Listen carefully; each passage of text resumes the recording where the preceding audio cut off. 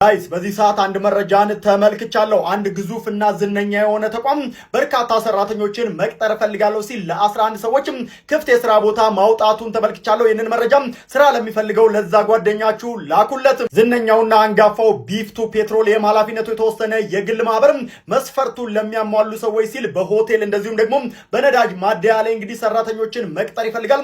ለሱሉልታ ለሚገኘው ቢፍቱ ሪዞርትም ታዲያ የሆቴል ማኔጀርን ጨምሮ እዚህ ጋር የምትመለከቱት 7 ሰዎችን መቅጠር ይፈልጋል። የሆቴል ማኔጀር የስራ ልምድ ያላቸውን 2 ሰዎችን መቅጠር ይፈልጋል። እንዲሁም ደግሞ ሪሴፕሽኒስትም እንደዚሁ ተመሳሳይ የስራ ልምድ ያላቸውን ማለት ነው 2 ሰዎችን መቅጠር ይፈልጋል። የጽዳት ሰራተኛ ደግሞ የስራ ልምድ አይጠይቅም፣ 3 ሰዎችን መቅጠር ይፈልጋል። ሌላው ደግሞ በፔትሮሊየም ድርጅቱ ቢፍቱም ታዲያ እንደዚሁ ክፍት የስራ ቦታን አውጥቷል። የፋይናንስ ኃላፊ በተመሳሳይ ልምድ ያለው ሰው 1 ሰውን መቅጠር ይፈልጋል። ከፍተኛ አካውንታንትም እንደዚሁ ተመሳሳይ ልምድ ያላቸው ሰዎች 2 ሰዎችን መቅጠር ይፈልጋል። ሌላው ደግሞ ጸሐፊ ሲሆን በ5 ዓመት የስራ ልምድ 1 ሰውን መቅጠር እንደሚፈልግም ከዚህ ክፍት የስራ መደብ ማስታወቂያ ላይ ተመልክቻለሁ።